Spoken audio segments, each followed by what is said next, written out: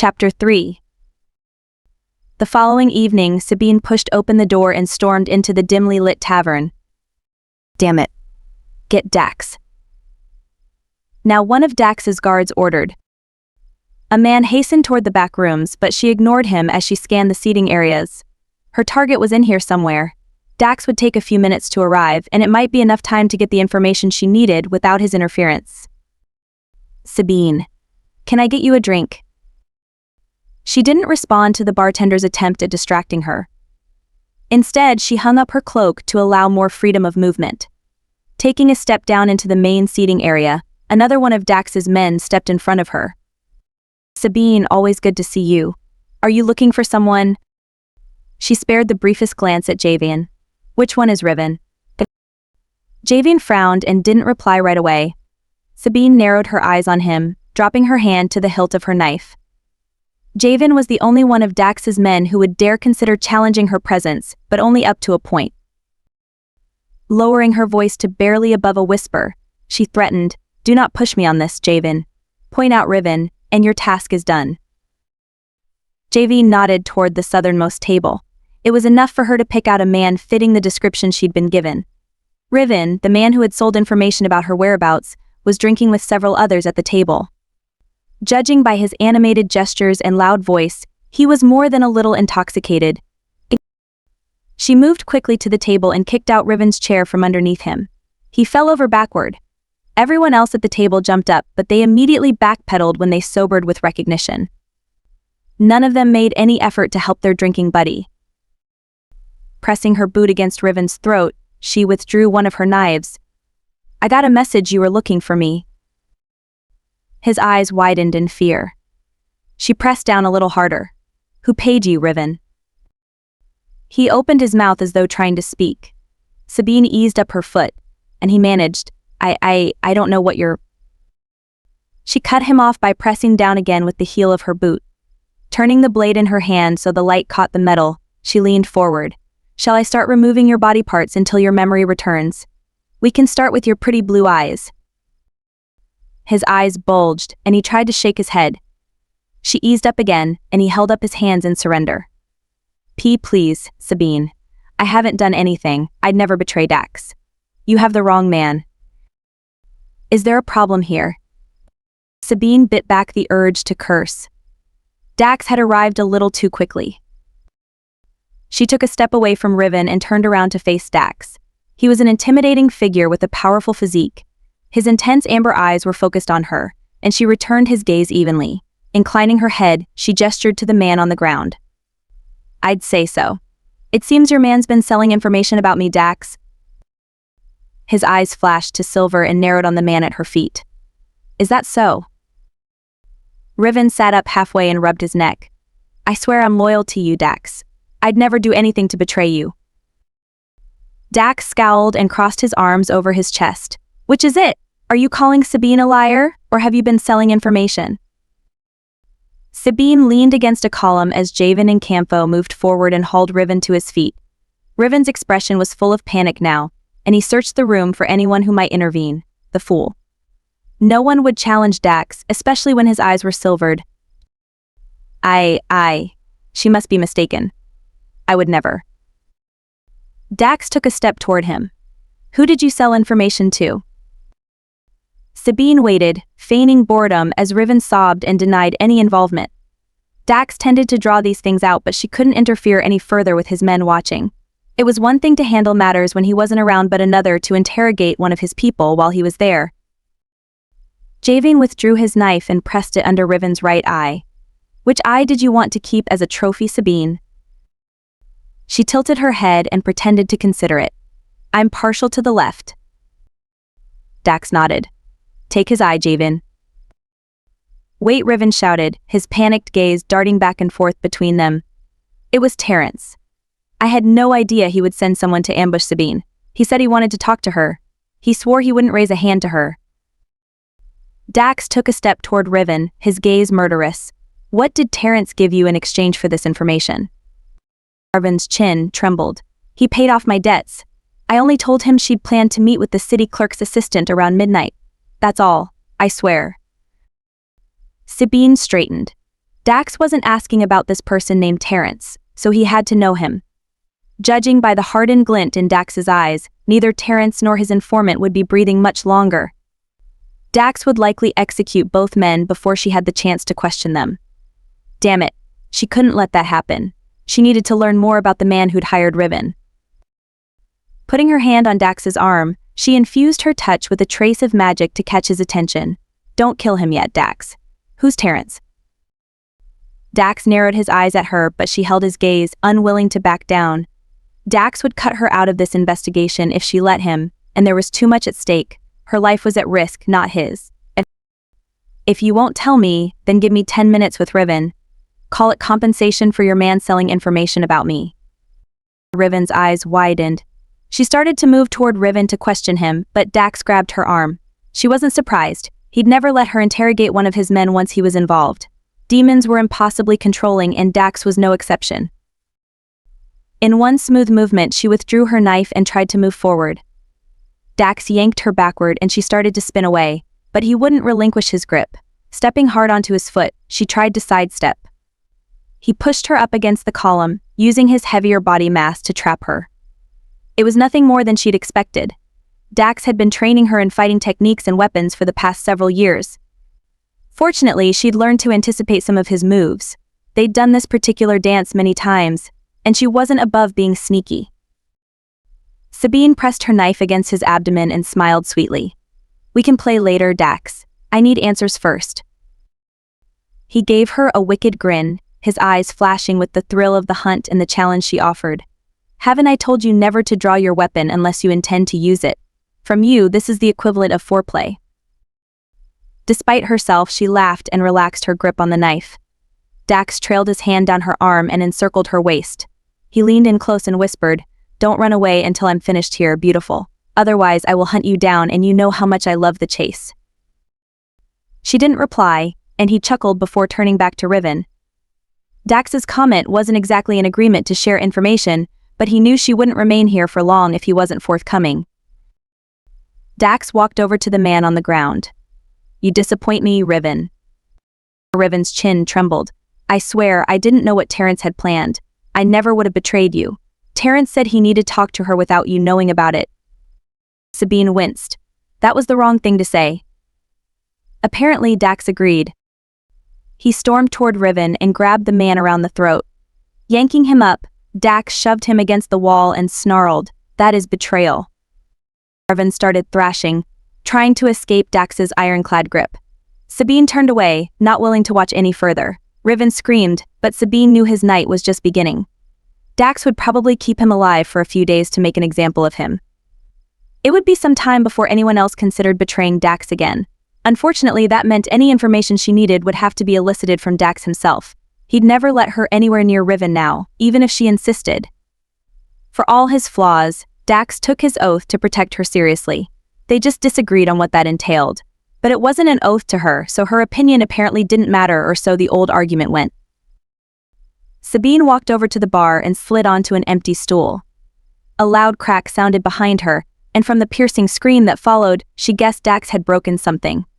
She blew out a breath, debating whether to slip away.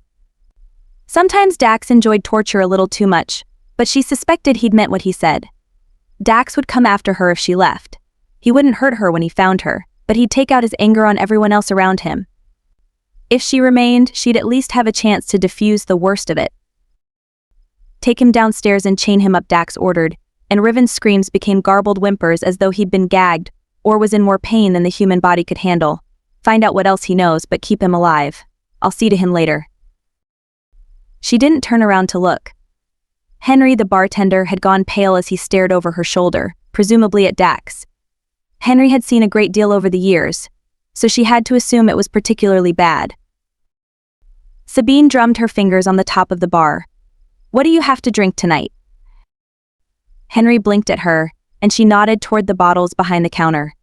He needed to snap out of it before Dax got over here. Henry swallowed. "Ah, sorry about that. We have..." "Get her some of the wine we just received." "There's a bottle behind the bar," Dax ordered from behind her and pressed his hand against her back. She started to turn toward him, but she caught sight of the ship captain, Malik, sitting at the end of the bar. She stared at him for a second before forcing herself to turn away. It wouldn't be a good idea to show any interest in Malik while Dax was in a foul mood. It was hard to resist not taking another peek. The magnetism between them undeniable, but something wasn't right. She'd marked Malik. She should have sensed his presence before now. There were rumors about items that could interfere with a mark or bond, but she'd never experienced anything like that before. Dax trailed his hand down her back. Her eyes narrowed on the demon in warning, but he simply grinned and sat on the stool beside her. The bartender put a silver goblet in front of her. She picked it up, inhaling deeply and breathing in the heady scent of the fruits and forest. Her eyes widened in surprise. Fairy wine was difficult to come by and the price very dear. That Dax was willing to go to such lengths made her wary of his motivations. He wasn't usually known for his generosity. Knowing Dax had procured it for her made her feelings toward him soften a bit. Perhaps that had been his intention. His fingers stroked the thin material of her shirt as she took a sip of the wine. Her eyes unwittingly fluttered closed as the taste of home settled on her tongue. It was rich with earthy undertones, and the memories of the forest and laughter flashed through her mind. There was something else under the surface, lurking at the edge of the memory. Before she could focus on it too much, Dax leaned in close to her and whispered, "I'm tempted to take you, and that bottle downstairs. I bet I could make you forget about everything, more than any glass of wine." Sabine blinked up at Dax, not terribly surprised the threat of torturing Riven had incited some of his other appetites. Even if she rebuked his invitation, he'd shrug it off and find someone else to share his bed. It wouldn't require much effort either. The tavern was currently full of women who would happily accept any invitation he made to them. They had a complicated understanding between them, so he wouldn't care either way.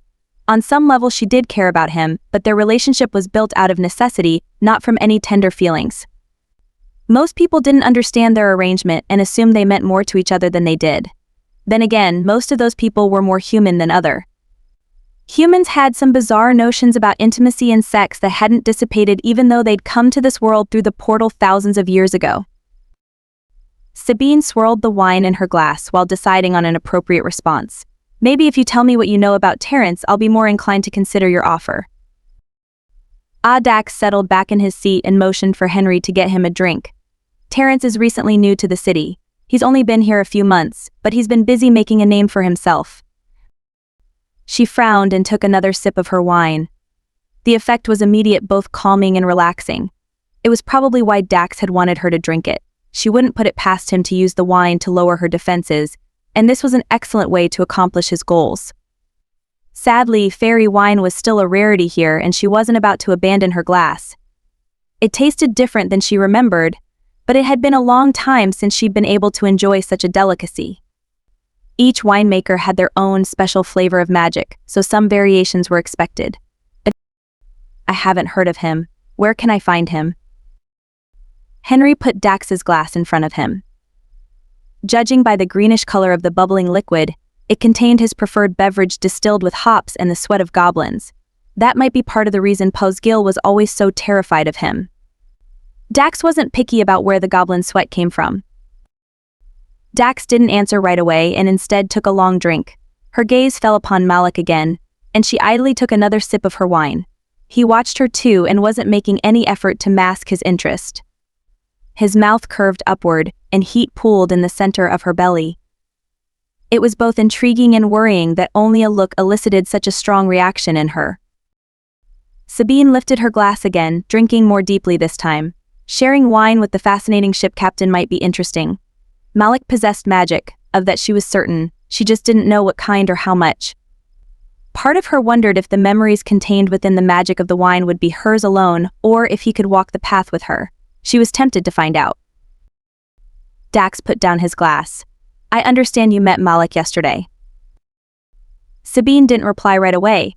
Dax had obviously caught her interest and wasn't particularly pleased about it. Like most demons, Dax was possessive, and it probably rankled that she'd decided to mark Malik. Dax had been trying to incite her into marking him permanently for years, but she'd managed to avoid it. She wasn't inclined to give him more leverage over her than he already had. At least her temporary mark on Malik's wrist had kept him alive so far. Dax wouldn't dare harm the ship captain while it was present. Sabine swirled the wine in her glass again. Avoiding my question, Dax, I thought you were going to tell me about Terrence and where to find him. His eyes narrowed on her, and he lifted one of her many braids. He trailed his fingers down it and murmured, "Shall we talk about avoidance, Sabine?" She stiffened, something in his tone making her uneasy. "What do you want in exchange for information about Terrence?" Dax's mouth curved in a wicked smile. "Many things, but I doubt you'll pay the price I want.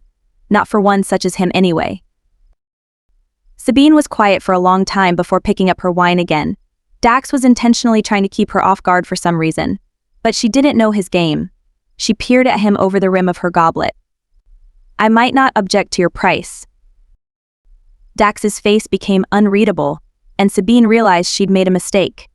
Underneath his teasing and flirting, he was truly angry. It couldn't only be because of Riven's betrayal. There had to be something else most likely related to her. His jaw hardened. "How badly were you hurt last night, Sabine?" She swallowed, the wine on her tongue almost sour as the pleasant memory it offered fell away. Dax must have spies reporting back to him. She darted an unobtrusive glance at Malik sitting at the end of the bar. It was unlikely he'd been the one to give any information to Dax. He hadn't seen her injuries. She'd made sure of it. Swirling what was left of the wine in her glass, she didn't reply. Until she had confirmation of what Dax had learned, it was better to keep her mouth shut. Dax held her gaze, his eyes narrowing. It usually wasn't a good idea to piss off a demon, but Dax wouldn't hurt her too much. He leaned forward and growled, "Don't fuck with me, Sabine. Why did you go to him last night?" Resisting the urge to curse, she put down her glass. "Is Bane aware you have people watching him?" "I don't give a fuck what he knows. If you want me to kill him, keep pulling these little stunts. I warned you what would happen if you went to him again," Dax threatened, the sudden flash of anger shifting his eyes from amber to a sharp silver. She couldn't stop the small shiver that went through her at the sight. If she pushed him much more, he'd turn completely, and nothing less than violence would assuage his instincts. No one in the bar would be safe if that happened. She didn't like backing down, but she wouldn't risk anyone being harmed as a result of her issues with Dax. Pushing away her wine, Sabine jumped off the stool and yanked up her shirt to show where she'd been stabbed. Dax's gaze gravitated downward, and as she knew he would, he trailed his fingers over the slight mark she'd embedded into her glamour. His touch on her skin was disconcerting, but she ignored it and continued to glare at him. The mark would fade soon enough, at the same time as the real one, but the evidence of Bane's magic on her skin would linger for a while longer. It was Bane's residual magic and hers that Dax was siphoning off her skin. She tossed back her braided hair and let her temper shine through her eyes. Dropping her shirt again, she poked Dax in the chest. "It was necessary. Don't you dare drag me into your argument. I won't choose sides. If you kill your brother, that's on you." Dax grabbed her finger and yanked her close. "If I thought killing him would get me what I want, he wouldn't survive the night." She wouldn't rise to his bait. Instead, she demanded, "Tell me about Terrence." Dax's mouth curved upward, and he released her. He picked up his glass and took another drink. She eyed him warily and slid back onto the stool. He was up to something. She tentatively lifted her wine and took a sip. The flavors exploded on her tongue once more, and she debated stealing the rest of the bottle, so she could enjoy it at her leisure. "As I mentioned, Terrence is new to the city, which is why you haven't heard about him," Dax said, putting his mug back down. "He opened a fairly profitable gambling hall about 2 months ago. I've been keeping an eye on it, but our relationship until now has been mutually beneficial." Sabine frowned. "He's been paying you?" "Yes. I'll likely install one of my men to head his operation now. In the interim, I'll send some of my men to pick him up and bring him back here for questioning." "I'm going with them," Sabine declared, pushing away her glass again and trying to shake off the fuzziness plaguing her. The wine affected her more strongly than she remembered, and she needed to try to keep a clear head. "I think not." Her jaw clenched and she glared at him. "I didn't ask for your permission." Dax grinned. "You're not going anywhere. Especially not now." Her face paled, and her gaze flew to the almost empty wine glass. She detected something strange, but Dax had kept distracting her before she could fully analyze it. He'd drugged her, knowing she couldn't resist fairy wine and the reminder of home. "You bastard," she whispered, betrayal coursing through her as she drew her knife. Pressing down on the poison depressor, she shoved it into Dax's stomach. He roared and jumped back, flinging her to the side. She hit the floor, and the world started to spin, whether from her fall or the wine. She wasn't sure. She tried to push herself up, but Dax grabbed her and hauled her back to her feet. His eyes had turned to pure silver, and she felt a flash of fear rush through her. He wouldn't kill her, but he might kill everyone else in his rage. "Release her," Malik shouted, leaping toward them and unsheathing his weapon. "Stay back." Sabine held up her hand to stop Malik's approach as Dax's silvered gaze narrowed on the ship captain. Panic flooded through her, understanding the malicious intent in Dax's eyes. It took everything Sabine had to focus on stopping Dax before he lost control completely. Wrapping her hands around his wrist, she poured her magic into him, searing him with her touch. A strangled scream ripped through him, and he shoved her away again. Malik caught her this time, pulling her close and away from Dax. "I've got you." Malik angled himself between her and Dax. She struggled to lift her head against the effects of the drug, but Dax had chosen well. It was subtle but potent, and it grew more difficult to resist the call of the darkness. At least Dax's eyes had turned back to their normal amber color, and he was in control once again. But Malik's interference between her and Dax had put the ship captain in a great deal of danger. She touched Malik's mark on his wrist and infused it with a secondary protection enchantment. Her wrist burned as she accepted the pain of the debt marker, as though the original mark hadn't taken to him quite right. "Malik is under my protection until the mark fades. You will not hurt him," she managed, speaking in the language of fairy and infusing her words with power. Dax's eyes flashed with temper at her order, but it was enough. He'd have to obey and keep to the oath he swore years ago to protect her. Harming Malik would hurt her, leaving the debt between them unresolved. Leaning heavily against Malik, Sabine stopped fighting the effects of the drug and slipped into unconsciousness. Chapter 4. Malik wrapped his arms around Sabine, holding her tightly as her body went limp. Levin moved forward, taking a protective stance beside him with his weapon drawn. Malik didn't fully understand everything that had happened between Dax and Sabine, except she'd most likely saved everyone still inside the tavern. A number of people had fled the minute she stabbed Dax, but there were still too many onlookers.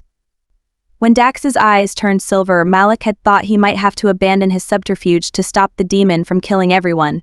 He wasn't sure how, but Sabine had managed to bring Dax away from that dangerous edge. It only reinforced Malik's earlier belief that Sabine had been touched by the Fae, especially after hearing her speak words of power. No one with only a trace amount of magic could have such an ability. Javian, the man who had helped restrain Riven earlier, moved toward Sabine. Through the tusks jutting from his lips, he demanded, "Give her to me." "Not going to happen," Malik retorted, refusing to release Sabine. It wasn't simply a matter of his protective instincts when it came to her. Until he knew what Dax planned to do with her, he wasn't letting Sabine out of his sight. Right now, she was his best chance at finding someone with enough Fae magic to serve his purposes. If Dax intended to harm her, he'd have to go through Malik first. Dax yanked Sabine's knife from his stomach and clutched his wound. Black blood oozed down his midsection, and he leaned heavily against the counter. Sweat trailed heavily over his obsidian skin, and Malik suspected she'd poisoned him, just like the man who'd attacked her in the alley. In a raspy voice, Dax said, "Let Malik bring her, and have someone locate Esmel. She was downstairs earlier." Without waiting for a response, Dax staggered toward the back rooms. Javen motioned for Malik to follow him, stopping only to issue instructions to a few of Dax's people. Malik bent down and lifted Sabine into his arms. She was lighter than he expected, and he caught a faint scent of the night-blooming flowers he'd noticed last time she'd gotten close to him. Having her in his arms was strangely disconcerting, and a surge of protectiveness filled him as he breathed in her alluring scent. It was another indicator of the potency of her Fae magic if she could affect him this strongly even while she slumbered. "Are you sure about this?" Levin whispered, still holding tightly to his weapon. "If you're wrong about her, we've just alienated our biggest potential ally." "I'm sure," Malik said, prepared to come up with another plan if his beliefs were unfounded. He wasn't willing to allow anything to happen to Sabine. He wasn't sure why he felt so strongly about her, but he doubted the mark she'd left on his wrist had anything to do with it. Even before she'd marked him, he'd been drawn to her.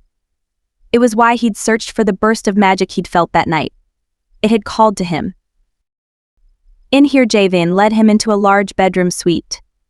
A few pieces of highly decorative furnishings were situated in the room, but there were no personal mementos. It had the appearance of being a temporary room, and not one that was frequently used. Dax staggered over to a chair and slumped down on it. Javen gestured to the bed. Put her down over there. Malik carried Sabine to the bed and gently placed her on it. One of the braids binding her hair fell across her face. He brushed it aside, allowing his fingers to trail over her soft skin. Looking at her in this unguarded moment made it easy to understand why even the gods had succumbed to the allure of the Fae. And Sabine was only part Fae. Take her weapons, Javen Dax muttered, dropping Sabine's poisoned knife on the desk with a clatter. The key to the chest is on the table beside the bed. Lock it when you're finished and toss me the key. He rubbed his abdomen. Fuck. This hurts. Where the hell is Esmel? Varen's bringing her, Javian said, walking toward the bed. Malik moved to stand in front of Javian. Until he was sure they didn't intend to harm Sabine, he wasn't about to let them take her weapons. I want your word you won't harm her. Dax's eyes narrowed. Sabine may want you alive for some reason, but you're in my den. I'll flay your skin from your body if you continue to interfere. Levin cleared his throat. Malik, maybe we should. Malik held up his hand to stop Levin's objections and turned back to Dax. Your word, Dax, or I won't allow your man to get near her. Despite being wounded, Dax pushed up from the chair and his eyes flashed silver briefly before reverting to amber. You're trying my patience, ship captain. Sabine is mine. You will allow her to be disarmed, or I swear by the last memory of the exiled gods, you won't leave this room alive. Malik arched a brow, making it obvious he wasn't intimidated by Dax's threat. Dax may be a formidable opponent, but so was Malik. The warding necklace around his neck warmed against his skin, serving as a warning that his suppressed power was quickly rising to the surface. Javen studied Malik, considering him thoughtfully. You have my word, Dax does not intend Sabine any harm, and her weapons will be returned. If she's armed when she awakens, she may try to kill Dax again, and she may be harmed accidentally if he has to physically remove them. He darted a meaningful look at Sabine's knife lying on the desk where Dax had dropped it. This is only a precaution to prevent another incident. While he wouldn't blame Sabine for trying to kill Dax, Malik couldn't fault Javen's logic. Stepping aside, he watched as Javen began removing her weapons. The deference Javen displayed while disarming her was somewhat surprising. He seemed to avoid touching her as much as possible, making each movement deliberate as though aware two powerful predators were carefully observing him. Malik counted at least a half-dozen weapons, including a set of silver-throwing knives. Each one appeared to be extremely high quality, and even the weapon sheaths were intricately designed. It wasn't something he expected to find among this band of ruffians, but then again, nothing was exactly as he'd anticipated. Javen opened the chest and placed Sabine's weapons inside just as a woman with an explosion of red curls and vivid green eyes ran into the room. Her clothing was equally bold, a kaleidoscope of colors that didn't quite fit in with the serious tone of the other tavern patrons. She gasped and skidded to a halt, her eyes widening at the sight of Sabine on the bed. What happened to her? Should we call Bane? Dax scowled. She's fine, Esmel. I need you to figure out what the hell kind of poison she used on me. This one is stronger than the last. Esmel hesitated, darting her gaze back and forth between Dax and Sabine. After a moment, she took a step toward Dax. Where's her weapon? Dax gestured to the knife he'd tossed on the desk. Esmel walked over and picked it up, making sure not to touch anything other than the hilt. Holding the blade up to her nose, she closed her eyes and inhaled deeply. Her eyes flew open almost immediately, and she stared at Dax in shock. This is a lethal poison. It would have killed anyone else. Why would Sabine use this on you? Dax glared at her and continued clutching his stomach. If one more person questions me, people are going to start dying. Can you create an antidote or not? Not until I get an explanation, and if you even think about laying a hand on me, Sabine really will kill you when she wakes up, Esmel snapped, a trace of temper in her green eyes. I'm not going to get dragged into your arguments. If Sabine poisoned you, there's a good reason. Malik arched his brow, fascinated by the argument. It would appear Dax deferred to Sabine, at least in part. That didn't quite fit in with what he'd heard about the demon. Javian sighed. Esme, he's in pain. Just see what you can do. Dax had a bottle of Sabine's favorite wine drugged earlier. She wasn't pleased when she realized what had happened. She's going to kill you one day if you keep pushing her, Esmel muttered, putting the knife back on the desk. I believe this is one of her newer creations. But yes, I can probably craft an antidote provided Sabine didn't use anything too unusual. I'll need to run back to my shop for supplies. Can you hold out while I'm gone? Or do you need me to try to find something here that'll lessen the effects? Malik leaned back against the wall and crossed his arms. He wasn't inclined to help Dax, but Levin was right, they needed to keep their options open. If Dax took too long to recover from whatever Sabine had used to poison him, they might miss their window of opportunity to find the artifacts they were hunting. What supplies do you need? I may have a few with me. Esmel turned toward him and cocked her head. You're the ship captain, aren't you? I am, he said, inclining his head in greeting. Ashim, I've heard about you. She studied him with a great deal of curiosity. Sadly, unless you're carting around a full herbal regimen, I don't think you'll have what I need. Check in there, Dax managed, gesturing toward a large cupboard in the corner.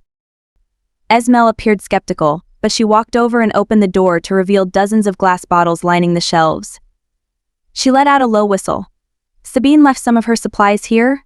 I thought she'd moved everything out when she left. Esmel picked up a few bottles and placed them on the table. She opened one and sniffed at the contents. Perfect. This is extremely potent. I should have what I need. While the woman continued to pick up different bottles and sniff them, Malik glanced over at Sabine as she slept peacefully. It was difficult to imagine her living here, although it was slightly reassuring not seeing any of Dax's personal effects around. It made him even more curious about their relationship. Javian walked over to Dax and offered him the key to the chest. Dax waved him away and gestured to Sabine again. Take her hairpins too. Javian's brow furrowed in confusion. Her hairpins. Esmel dumped some herbs in a mortar and began crushing them. She's been using hollowed-out needles filled with poison and braiding them into her hair. Rather clever, if you don't mind me saying. If you're trying to remove them, be careful. I'd rather not have to craft a second antidote if you stick yourself. Great, Javian muttered and walked back over to Sabine. He carefully started unbraiding her hair and pulled out several pins, placing each of them on the nightstand. Malik walked over to take a better look at them, surprised by the elaborate carvings at the end of each one. They were made of some type of wood, and each pin appeared to have a different design representing a facet of nature. He picked up one of them, holding it up to the light to better see the carving. The handle had an intricately carved leaf that was astounding with its realism. It wasn't painted, but instead the artist had used the natural shading of the wood to give it more depth. These are extraordinary. Careful you don't end up dead, Javian advised, removing another pin and placing it beside the others. Dax removed his shirt, wiped the blood off his abdomen, and gingerly touched his injury. The poison in her pins isn't lethal. No, it's not. Esmel dumped the crushed herbs into another vial and added a few more items to the mix.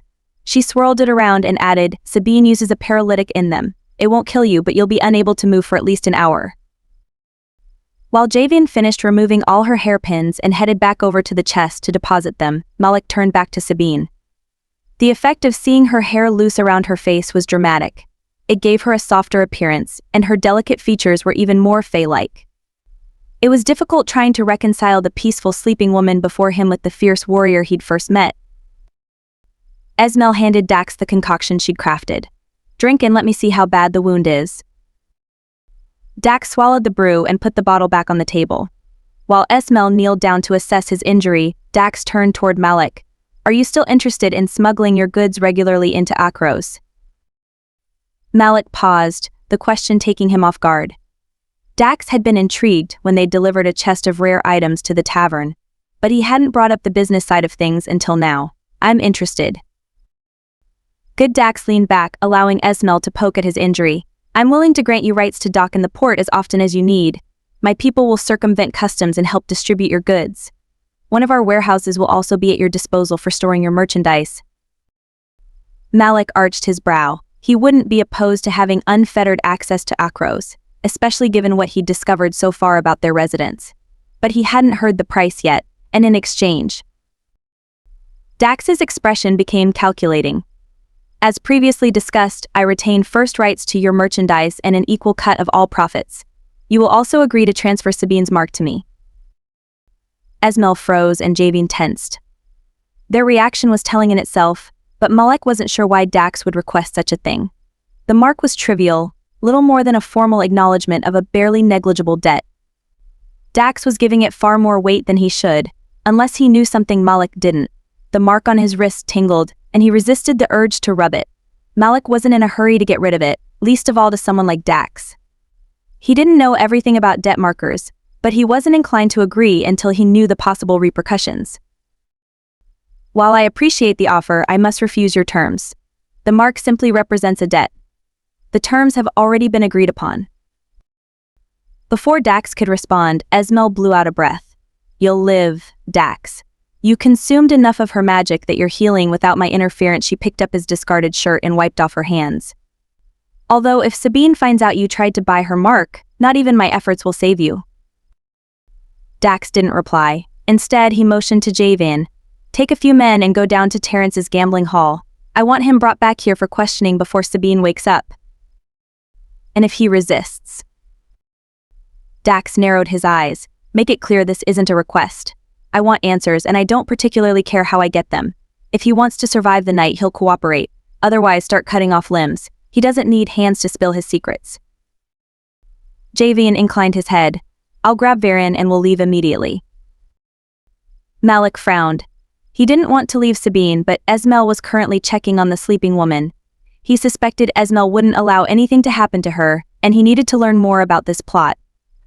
Right now, Sabine was the most promising candidate to fulfill his purposes, but Javin and Varen had Fae in their bloodlines.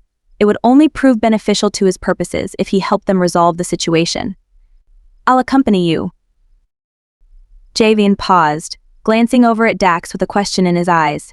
Dax scowled and tossed his shirt back onto the table. Fine, take him with you. Chapter 5. A warm hand stroked Sabine's bare stomach. She opened her eyes to stare up at Dax. Before she could even form a coherent thought, he bent down and kissed her. Her eyes automatically closed again, and she tasted his lips and the herbal concoction on his tongue. His hand lowered to her hip, and he deepened the kiss, sliding his leg in between hers. It had been a long time since she'd kissed him like this. Need and desire welled within her, but something tugged at the edge of her memory. There was a reason they hadn't been intimate in months, but with his power trailing over her skin in the same pattern as his hand, it didn't seem terribly important. Someone pounded on the door, but Dax ignored it and slid his hand up under her shirt to cup her breast. She broke their kiss and pressed her hands against his chest. Someone's looking for you, Dax. I'm busy, he murmured and kissed her again. Her lips curved against his mouth. His single-minded determination at trying to seduce her was a character trademark. She ran her hands up his bare chest and encircled his neck. He groaned and pulled her even closer. Whomever was outside pounded on the door again. Dax, we have news about Terrence. Sabine froze as her memory flooded back. Dax muttered a curse. What are the chances you're willing to forget what you just heard? Bastard, she hissed, digging her fingers into the injury in his abdomen. He shouted a colorful oath and pulled back enough for her to escape. She didn't bother checking to see if he'd disarmed her. It would have been the first thing Dax would have done. Scrambling out from underneath him, she grabbed a glass from the nightstand and threw it at him. Damn it, Sabine, he shouted and rolled off the bed. He made a grab for her, but she dove away and grabbed a glass bottle containing some of her herbs. She held it up, prepared to throw it. Where are my weapons? He tackled her and they crashed into the desk, breaking it apart. Not until you calm down. She jerked her knee up in a cheap shot, and he grunted, allowing her to escape once again. Grabbing part of the broken desk, she reared back and brought it down over his head. It broke apart, splintering in her hand. Dax had always had a hard head. You drugged me, tried to seduce me, and now you think I'm going to calm down? I'll cut you to pieces, you manipulative piece of garbage. Dax roared. He leapt to his feet and slammed her into the wall, the force enough to steal her breath. He grabbed her wrists and yanked them over her head, angling his body to pin her against the wall. Sabine narrowed her eyes, preparing to unleash her remaining magic on him. He'd taken quite a bit already when she'd subdued him earlier, but she always kept some in reserve. "Your weapons are locked in the chest," he admitted, accurately guessing he'd pushed her too far this time. "You can't blame me, Sabine. You're a pain in the ass to try to keep safe. I should have refused your beastman when he first brought you to me and made you beholden to me instead." She hesitated, holding back her power at the mention of Balkan. The agreement Dax had made with Balkan had saved her life more times than she could count, but like so many other promises, this one harbored a jagged edge. Dax swore a blood oath to Balkan to protect her. In return, Balkan had demanded she regularly exchange power with Dax, tempering his demonic energy to allow him to live freely above ground. They owed Balkan a blood debt for saving their lives, so they'd agreed to his terms. In truth, she and Dax had needed each other to survive here in the city. Their arrangement didn't stop Dax from wanting more. He wanted the debt tying them together to be between them, outside of Balkan's involvement. If anything should ever happen to Balkan, their arrangement would end. Unless they agreed to renew it between them, Dax would be forced underground. No one entered into a blood debt like theirs easily. Her life in this city was temporary, and Dax knew it. If the Fae ever found out where she'd been hiding for the past 10 years, they'd raze the city trying to find her. Dax was the only reason she'd managed to survive unnoticed this long. Contrary to most beliefs, demons had the ability to hide some magical abilities and skew the Fae's ability to track their quarry. If she agreed to tie herself to him, they both knew Dax would never let her go, and that could never happen. A prison without walls is still a prison. Sabine wasn't foolish enough to think Dax had any real feelings for her. She was simply the reason he was able to live within the city, unlike most other full-blooded demons. Although, she sometimes wondered if Dax had decided to make his headquarters in the tavern's basement because its underground location was still a seat of power for him. She lifted her head to meet Dax's predatory gaze. Underneath, she caught a hint of the vulnerability he kept hidden from the world. The sight was enough to ease away most of her anger, but she didn't dare remark upon it. Sabine released a sigh. "Where's the key to the chest, Dax?" His lips curved in a smirk, and he kissed her neck. "My pants. Do you want to go looking for it?" Despite herself, she laughed. He was a scoundrel who frequently pushed his advantage, but they'd always walked a fine line with each other. He'd managed to gain the upper hand earlier, but she'd make him pay for the consequences of that decision.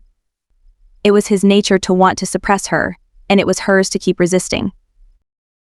"You lost that chance when you drugged me. I could convince you to forgive me." "Not tonight you won't," she said, meaning every word. If Javen hadn't interrupted them and mentioned Terrence, she likely would have allowed it. Dax could be charming when it suited him, but he often couldn't be bothered. She always demanded more than his usual conquests, but he'd never complained. Sometimes she thought the demon in him relished the challenge she offered. Few could match a demon's strength, either physically or with magic. He exceeded her in the former, but she held the advantage over him with the latter. "We'll see about that," he released her. She held out her hand for the key, and he withdrew it from his pocket. After handing it to her, he headed toward the door. Sabine bent down to unlock the chest. Javen and Malik entered the room, and Malik swept his gaze over her, sending a rush of warmth through her at his perusal. She felt more vulnerable without her weapons than if she'd been standing naked in the room. But despite that, she felt a surge of gratitude toward Malik with the way he'd tried to intervene between her and Dax before she passed out. She tilted her head and gave him a small smile in appreciation for his efforts. His eyes warmed, and he gave her a barely discernible nod. "Where's Terrence?" Dax demanded, crossing his arms over his chest while she pulled out her weapons. If his irritation was any indication, Dax hadn't missed the way Malik had been looking at her or their exchange. Javen winced. "I'm sorry, Dax. He's missing." Dax's eyes narrowed. "Explain." "We went down to his gambling hall, but his assistant hasn't seen him for 2 days. No one knows where he's gone." Sabine started equipping her weapons, trying to suppress her frustration. If Dax would stop trying to control every situation involving her, she could have accompanied them. Javen was skilled, but he could have missed something. Her ability to read a place's energy far surpassed everyone in Dax's employ. "Where is his gambling hall located?" past Elm in an abandoned warehouse on the edge of Dax's territory, Javen admitted with a frown. We searched his office, but we didn't see any clue about where he'd gone. I want you to stay away from Terrence's establishment until we get to the bottom of this, Sabine and Dax said sharply. She arched an eyebrow and secured her throwing knives on her thigh. Straightening, she put her hands on her hips. Are you dictating to me, Dax? Don't fight me on this, Sabine, he said, his voice tinged with a hint of a growl. If Terrence has hired someone to kill you, I want you as far away from him as possible. She tilted her head and walked toward Dax, putting the slightest bit of a swing in her steps. His gaze immediately became suspicious, but he stood his ground. Trailing her finger down his chest and over his wound with a trace of her magic, she reminded him, I can take care of myself. His nostrils flared and he grabbed her wrist. And you were at my mercy less than an hour ago. I want your word you'll stay away from his gambling hall. She jerked her chin up to meet Dax's gaze. From the stubborn set to his jaw, she guessed he'd do anything within his power to stop her, including trying to keep her here. Recognizing the need to retreat before the situation became such that neither one of them would walk away unscathed, she pulled away from him. I'll agree to stay away from the gambling hall. For 24 hours. His scowl deepened, but he didn't argue.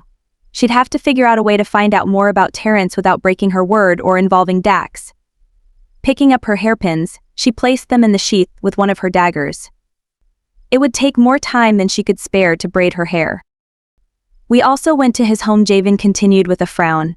His hand rested on the hilt of the sword as though uncertain who he should try to protect if things continued to devolve between her and Dax. There were signs of a struggle, and it appeared to have been searched, but he wasn't there. I'm going to post a few men near both establishments to keep watch. If he shows up, we'll know about it. Dax started pacing the room, reminding her of a caged beast. Reach out to our contacts within the city guards. I want a citywide search conducted immediately. Sabine turned and started to head out of the room. Dax stopped her with a hand on her arm. Where do you think you're going? She glared at him. I don't answer to you, Dax. You do what you must, and I'll do the same. I want you staying here until this threat is resolved.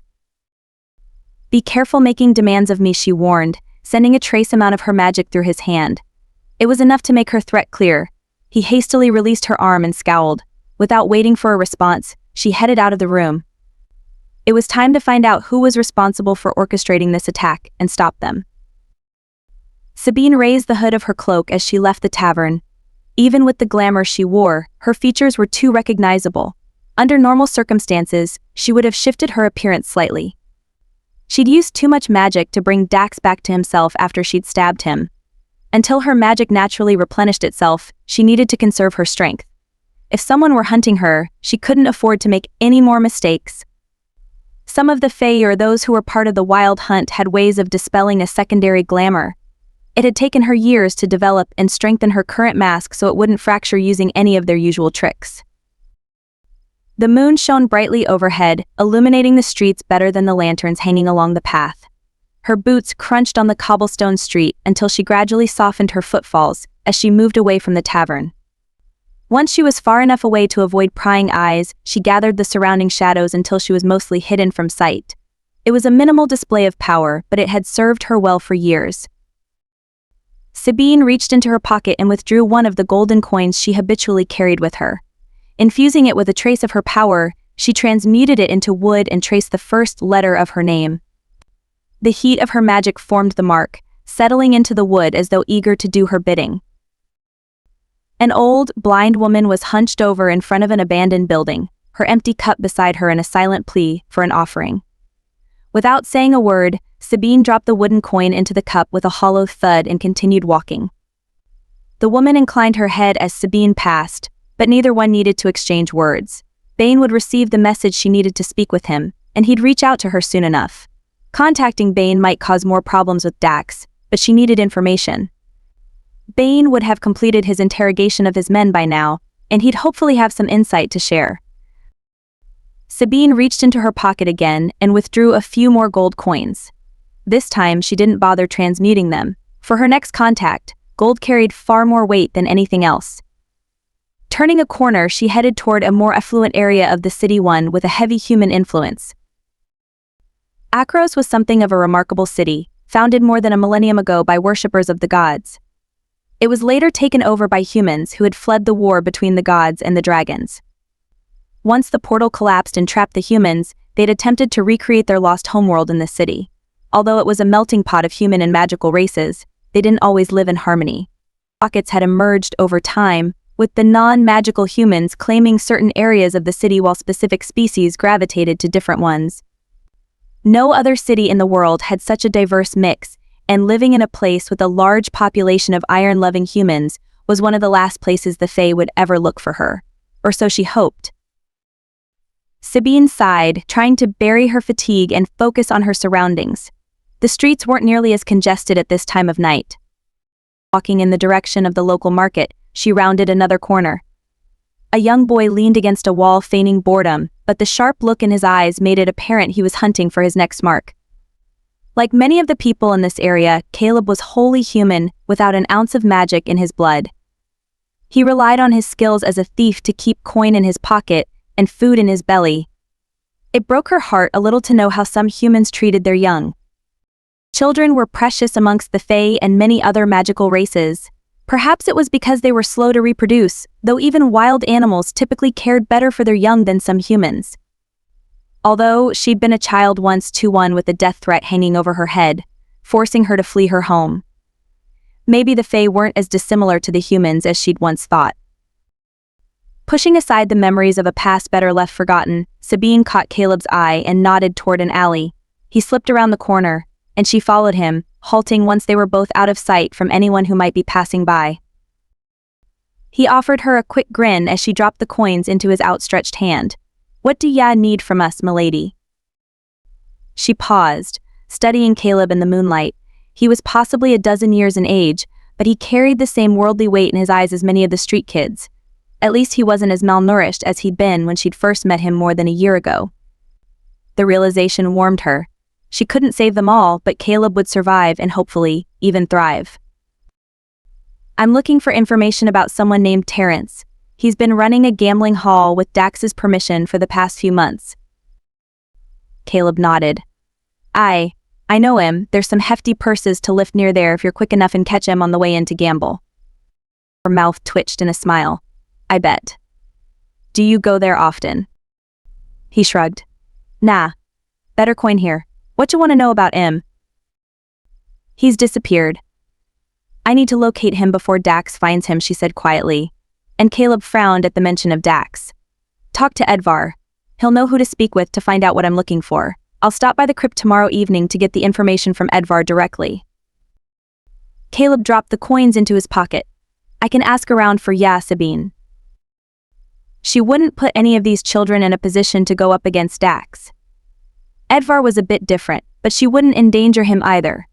Pride was a delicate thing to maneuver, especially when Caleb had fought so hard to prove his worth to her. She smiled gently and shook her head. "Only if Edvar agrees. Let him know I don't want any risks taken and to stay away from Dax's men." He nodded. "I'll let him know.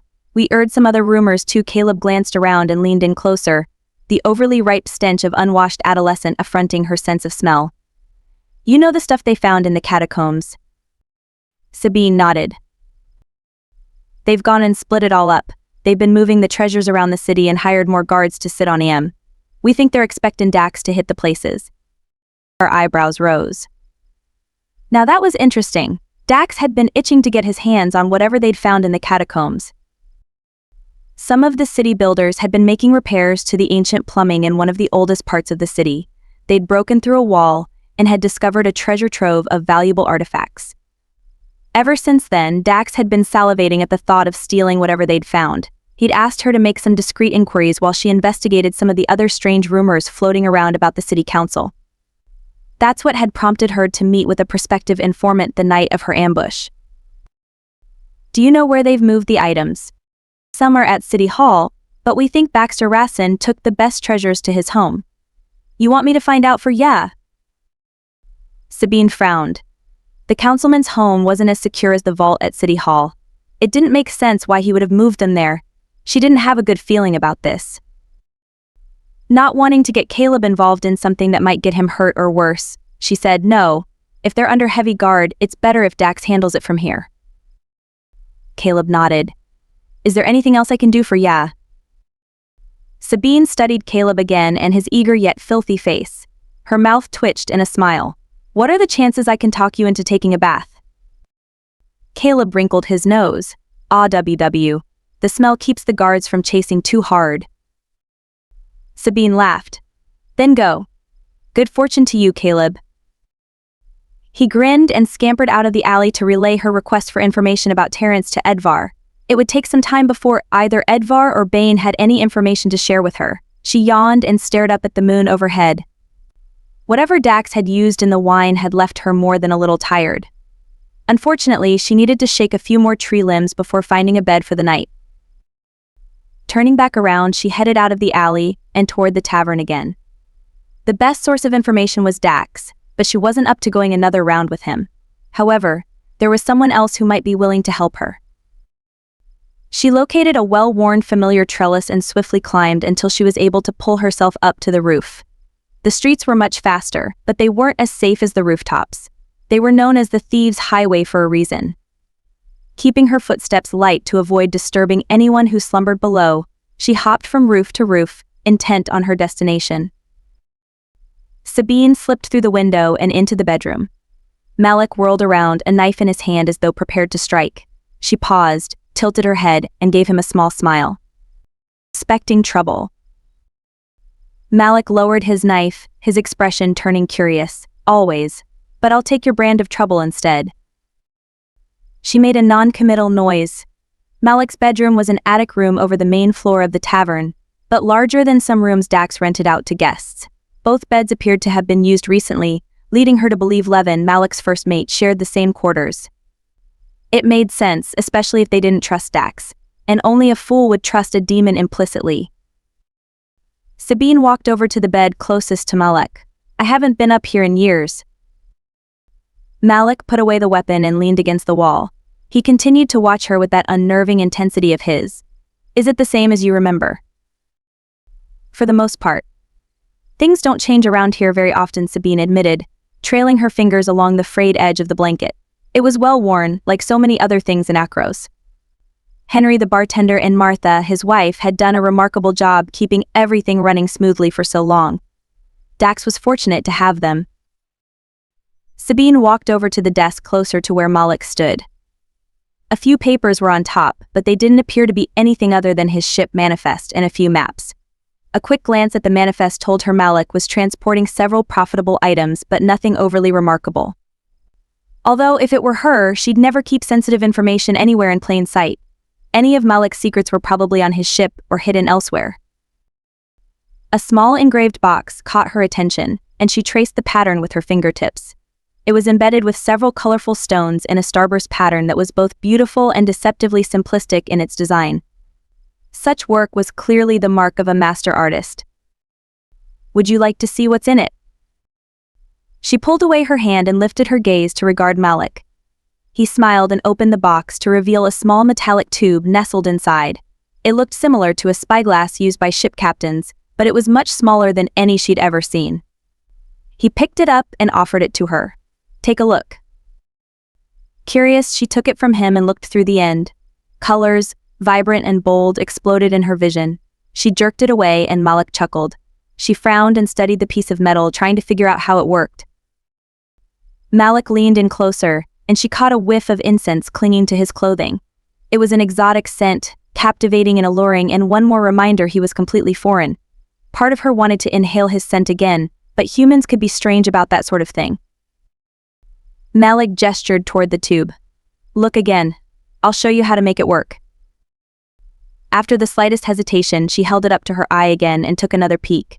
He placed his hand over hers, his light touch causing her stomach to flutter with a strange awareness.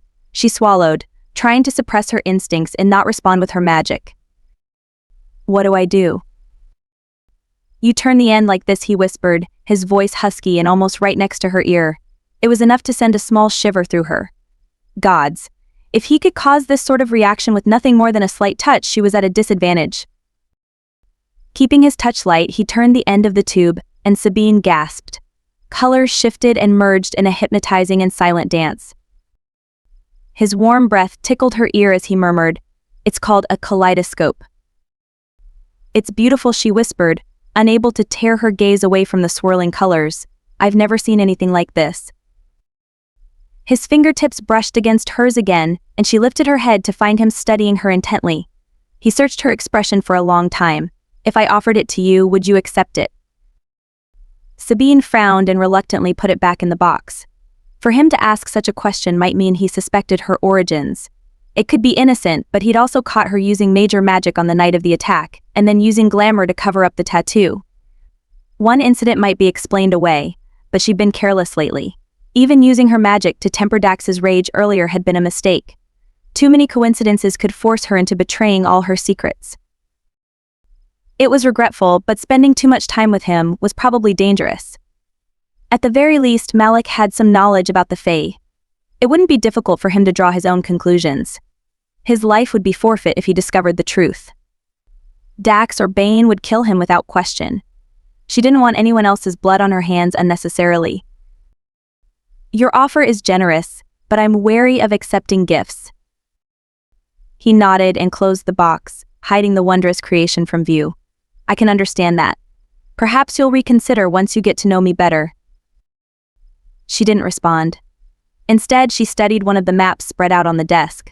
Many of the ports were marked off with different symbols, but there was no way to know what they meant. "Have you been to all these locations?" "Yes," he admitted, looking down at the map. "What about you? Have you traveled much?" She shook her head. "No, I haven't had the chance. Do you have a favorite place?" Malik leaned against the desk. "Several.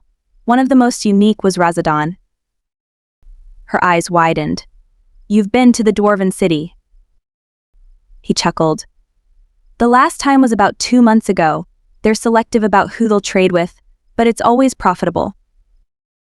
She closed the distance between them, wanting to learn more. "What's it like?" His smile deepened, and his eyes warmed at her interest. "It's more astounding than the stories you've probably heard. They have trading stalls set up outside of the city, but the entrance is nestled within a mountain where they've carved out the side of it and underneath. That's their true home. The city itself is completely underground, but there's magic within their walls." Sabine bit her lip, trying to imagine the scene he described. She'd read some ancient texts when she was younger, but the colorful illustrations had only piqued her curiosity. A few travelers had passed through Akros on their way to or from the Dwarven city, and she'd eagerly listened in on some of their stories. Is it true that each carving holds the traces of the artist's memories? That's what they say. Malik agreed and studied her for a long time. As it happens, we're planning to return in the next few weeks. If you're interested, you're welcome to join us. There's room on the ship for one more. Sabine paused, somewhat surprised by the suggestion. It was a nice thought if she were truly human, but it was too risky to travel there, especially with him. She might be able to hide her identity for a short time, but it would be impossible in close proximity on a ship. Besides, she ran the risk of her glamour being stripped away the minute she stepped foot inside the Dwarven city. It was rumored the dwarves had wards in place that could negate such magic. She didn't know if it was true or not, but she couldn't take that chance. Turning away, she walked over to the bed, feeling the weight of Malik's gaze on her. He hadn't pushed, but each of his questions and comments had been carefully designed to chisel away at her facade. Over the years, she'd found the questions that weren't answered could tell her more about someone than if they had answered outright. Malik was a little too appealing, and it was time to return the favor by setting him off balance. Aware of his interest in her, she sat on the edge of the bed. She tucked her loose hair behind her ear and gave him a small smile. "I came here tonight because I hoped you might be interested in making a trade." He slowly perused her up and down, the heat in his gaze warming her from within. He took a step toward her, his mouth curving upward. "I'm listening. What sort of trade did you have in mind?" She bit her lip and lowered her gaze, hoping he wouldn't disappoint her. He wasn't Fae, but he knew enough about their ways that he might prove to be fun to barter with again. It had been a long time since someone had surprised her the way he had with his dinner invitation. Trailing her fingers over the blanket, Sabine said, "Nothing too difficult. I'm simply looking for some information." Lifting her head, she peered at him through her lashes. "What would you like from me in return?" He paused and then chuckled, shaking his head. Having you on my bed is giving me all sorts of ideas, which I'm sure is exactly what you intended." His gaze roamed over her again, this time more thoughtfully. "I think I need to hear what information you're interested in before we discuss the terms. I'm afraid you'll have the advantage, though, because I'd like to keep you exactly where you are." Her smile became genuine, and she stood. She affected him, but he was also wary. Good, he was going to be fun, but she wouldn't toy with him too much. The magnetism between them was potent enough to make seducing him more than a little appealing, but she needed to learn more about him before deciding. Sadly, that would have to wait while other pressing matters were pursued first. "You went with Javian to retrieve Terrence, correct?" His brow furrowed. "Yes, but as Javian mentioned, Terrence is missing. I came upstairs not long after you left, so I don't know if Dax has heard anything more yet. Why? Do you want me to find out what's going on?" Sabine made a non-committal noise. It was a sweet offer, but Dax would do everything in his power to keep Malik out of it. Dax wasn't a fan of competition, preferring to eliminate any potential threats immediately. If she had more time to spare, she could wait on word from Bane or Edvar without pulling Malik into a messy situation. But time was a luxury she couldn't afford. If the Fae were targeting her, she needed to know right away. No one in Akros would be safe if the Fae, or even worse, the Wild Hunt, descended upon the city. Sabine approached Malik until he was within touching distance. Lifting her chin, she looked up into his eyes. "I understand you went to Terrence's office and home. I'd like you to tell me where he lives." Malik became quiet for a long time. "You promised to stay away from the gambling hall, but not his home.